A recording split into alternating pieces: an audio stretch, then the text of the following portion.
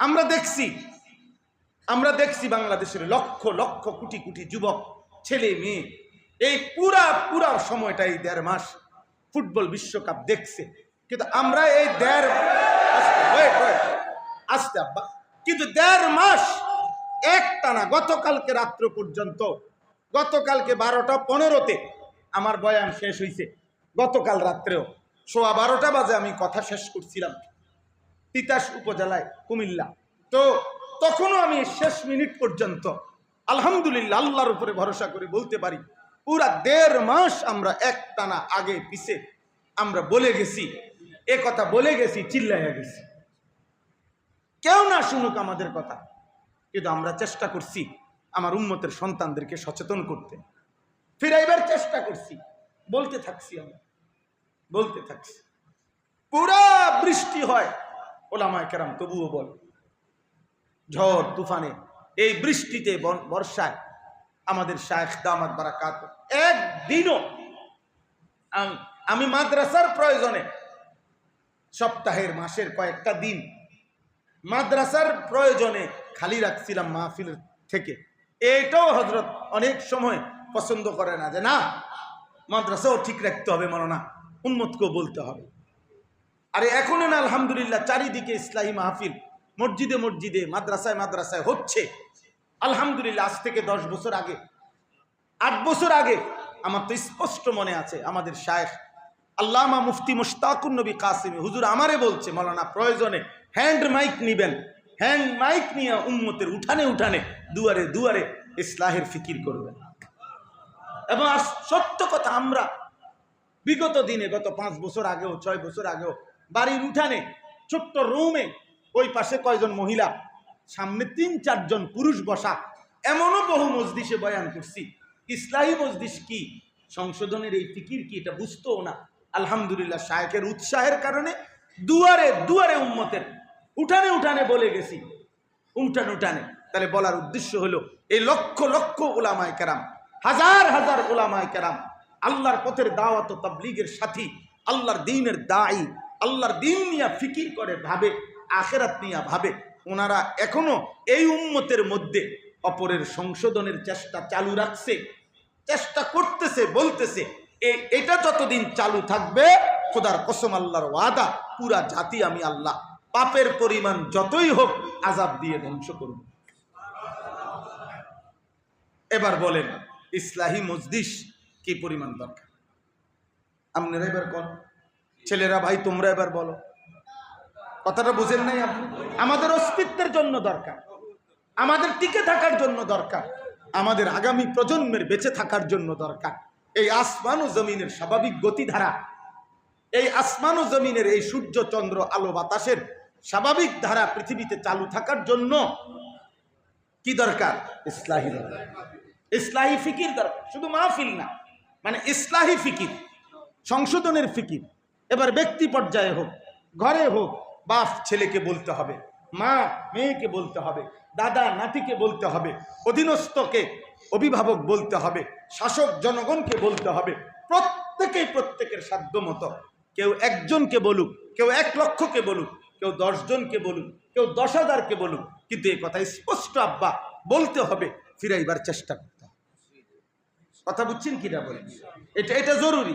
এই জন্য আজকের থেকে যে যুবক ছেলেরা মুসলমানের নওজোয়ান, আমি যদি তোমাদের, তো তোমরাও আমার শায়েখ বলছেন যে আমি নওজোয়ানের জন্য বলি, তো আলহামদুলিল্লাহ মালিকের পক্ষ থেকে এটা বলি।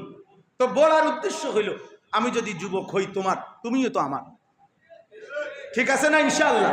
তো অতএব একটা যুবক আজকে এখানে নিয়ত করো, আমরা নওজোয়ান মুরব্বী করে ওয়াদা করাইবো শায়েখে ইনশাআল্লাহ, কিন্তু আমি আমার নওজোয়ান ছেলেদেরকে ওয়াদা করাই যে তোমরা নিয়ত করো আব্বা, তোমরা নিয়ত করো যে তোমরা তোমাদের সমবয়সীদেরকে আল্লাহর দিকে ফেরাইবার চেষ্টা করবে।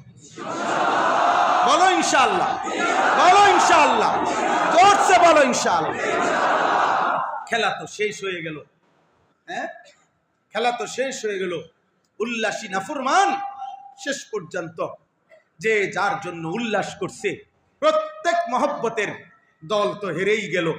হ্যাঁ শেষ পর্যন্ত উল্লাস আর ফুর্তি তো থেমেই গেল। সব বিরানি ঠান্ডা হয়ে গেল।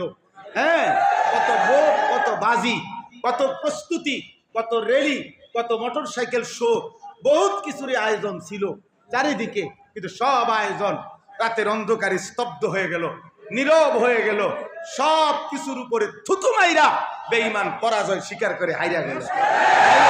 কিন্তু প্রশ্ন হইল আমার দুঃখ তো এটা কথা যে বাম কাঁধে হাই যুবক যুবতী এই উল্লাস করে, এই চিল্লায়া, এই নাজায়েজকে সমর্থন করে, এই হারামকে সমর্থন করে বাম কাঁধে যেই গুনাহ জমাইছ, ফেরেশতা যেই গুনাহগুলো লেখছে, এটা এখন মুজবা কেমনে আব্বা? বাম কাঁধের গুনাহগুলো মুছবা কেমনে?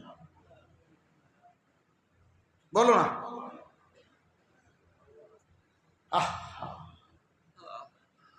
এই গুনাহ মুছবে কেমনে? গুনাহ মুছবে কেমনে? আল্লাহর কাছে খাটি দিলে, তওবা না করলে, আর আল্লাহ যদি মাফ না করে, তে এই গুনাহ নিয়েই তো আমার হাসরের ময়দানে দাঁড়াইতে হবে। ওয়াকুল্লা ইনসানিন আলজামনাহু তায়রাহু আলা উনুকি, ওয়া নুখরিজু লাহু ইয়াওমাল কিয়ামাতি কিতাবান ইয়ালকাহু মানশুরা। আল্লাহ তাআলা বলেন প্রত্যেকের আমলনামা তার কাঁধে লটকাইয়া দেওয়া হবে এবং প্রত্যেকের আমলনামা তার সামনে আল্লাহ তাআলার পক্ষ থেকে ফেরেশতারা খুলে দিবে। আর আল্লাহর পক্ষ থেকে বলা হবে ইকরা কিতাবাকা, আমার বান্দা তোমার আমলনামা তুমি পড়ো। কাফা বিনাফসিকাল ইয়াউমা আলাইকা হাসিবা, আজ তোমার হিসাব তুমিই করো, যথেষ্ট। তুমি বুঝবা গুনাহ কয়টা, নেকি কয়টা, সেজদা কয়টা, চিৎকার কয়টা, রাত্রি জেগে আল্লাহকে মনে করা কতবার আর বেঈমানকে মনে করা কতবার, তোমার এখানে লেখা আছে। তুমি হিসাব করো। খোদার কসম, সেদিন নাফরমান একটার পর একটা পৃষ্ঠা উল্টাবে, যখন দেখবে পৃষ্ঠার পর পৃষ্ঠা গুনাহ আর গুনাহ, পাপ আর পাপ, তখন বলবে ইয়া ওয়াইলাতানা মা লি হাযাল কিতাব, হায় আফসোস আমার মন্দ কপাল, হায় মাওলা এই আপনি কেমন আমলনামা লেখাইলেন, কারে দিয়ে লেখাইলেন? লা ইউগাদিরু সাগীরাতান ওয়ালা কাবীরাতান ইল্লা আহসাহা, এই আমলনামার মধ্যে আমার জীবনের ছোট বড় বিন্দু বিন্দু নিঃশ্বাসগুলো পর্যন্ত লেখা হয়ে গেছে, কিছুই বাদ দেয় নাই। আল্লাহ তাআলা বলবেন ওয়াজাদু মা আমিলু হাদিরা, বান্দা তোমার পুরা জিন্দেগীর প্রতিটা নিঃশ্বাস পর্যন্ত আজ তোমার সামনে হিসাব তুমি দেখতে পাইবা, তুমি বুঝবা, তুমি বুঝবা, তুমি বুঝবা, তুমি বুঝবা। এজন্য দোস্ত, এটা খুব জরুরি। আল্লাহ নবী সাল্লাল্লাহু আলাইহি সাল্লাম হাদিসে ইসলাহের গুরুত্ব, ফেরানোর গুরুত্ব, মানুষকে পাপ থেকে, গুনাহ থেকে, আল্লাহর নাফরমানির থেকে ফিরাইবার চেষ্টা, এটার গুরুত্ব বলতে গিয়ে নবীজি এত সুন্দর সহজ বুঝার জন্য একবারে সহজ একটা উদাহরণ দিছিলেন। নবীজি নিজে একটি পানির জাহাজের উদাহরণ দিয়া নবীজি কথাটা খুব আরামসে বুঝাইছেন। যে বলছেন দেখো একটা পানির জাহাজ, এটা দুই তালা, তো দোতলাতেও যাত্রী আছে, নিচতলাতেও যাত্রী আছে, কিন্তু উভয় তালার পানির ব্যবস্থাপনা, মানে জাহাজের যাত্রীদের যত প্রয়োজনীয় পানি লাগে, পানিটা হলো দোতলায়, তো নিচতলার যাত্রীরা বারবার পানির জন্য উপরের তালায় যায়, এতে এদের কষ্ট হয়, আবার দোতলার যাত্রীরা বিরক্ত হয়, বারবারই ওরা ওঠানামা করে, আওয়াজ করে, কথাবার্তা বলে, যার কারণে ওরা বারবারই নাক ছিটকায়, হ্যাঁ কদ্দুর শুইতারি না, হ্যাঁ কদ্দুর বইতারি না, এই বা লোকটি বারবার আসে। এই শুনে নিচতলার লোকগুলো নিচে গিয়া বলছে, প্রত্যেকবারে পানির জন্য গেলে এই দোতলার লোকটি আমাকে ফ্যান ফ্যান করে, ঝামেলা করে, হ্যাঁ যা বেটা পানি তো দরকার, ঠিক আছে আমাগো নিচে দিয়েই তো পানি, হ্যাঁ আমাগো পানি আমরা নিচে এই জাহাজের এক কোনা ছিদ্র করে ফেলি, ছিদ্র করে আমরা পানি এনে উঠাই, তাহলে আর তারার ঝামেলা হইল না। এখন রাসূলুল্লাহ সাল্লাল্লাহু আলাইহি ওয়াসাল্লাম হাদিস এটা আব্বা নবীজি বলছেন, এখন মনে করো নিচতলার যাত্রীরা জাহাজ ফুটা করে পানি নেওয়ার জন্য ফুটা করা শুরু করছে, তো দোতলার যাত্রীরা দেখা নিশ্চয়ই বলবে যা তওয়ালা তো দোতলাতে আইস না, তারপরও ঝামেলা করিস না, এটাই তো বলবে নাকি? কথা বলে না? তখন দোতলার যাত্রী নিচতলার যাত্রী পাও ধরে তোর আল্লাহ দোহাই,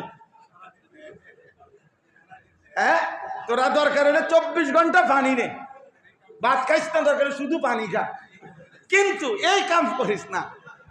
এইটা যদি করো তাহলে নিচতলা দোতলা আমরা সব একসাথে কি হয়ে যাব। তাইলে এই মুহূর্তে এদেরকে এখান থেকে ফিরানো, এটা শুধু ওই নিচতলার যাত্রীর স্বার্থে না নিজেরও স্বার্থে?